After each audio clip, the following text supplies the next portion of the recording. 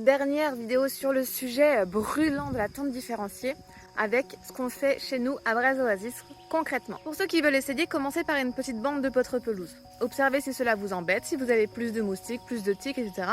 Et voyez comment cela se passe. Si vraiment c'est une chose qui n'est pas faite pour vous, un petit coup de débroussailleuse et c'est fini. Chez nous à Brest Oasis, nous avons adopté cette pratique depuis plusieurs années. C'est un gain de temps énorme grâce à notre tracteur débroussailleur que nous utilisons 1 à 2 fois par an pour couper les herbes hautes afin de faire du foin pour nos ânesses. Nous créons des chemins pour marcher tranquillement et éviter les tiques tout en profitant de la biodiversité qui se développe.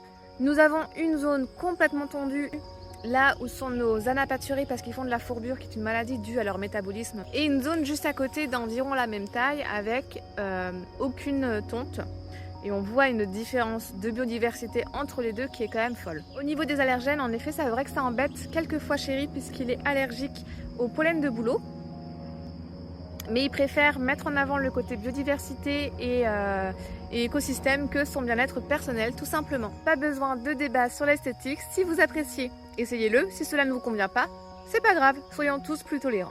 Pour nous, les avantages de la tonte différenciée dépassent largement les inconvénients.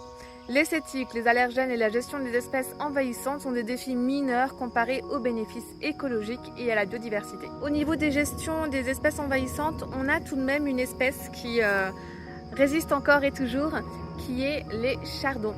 Donc si vous avez une astuce, on attend qu'elle monte en fleur pour venir couper les têtes.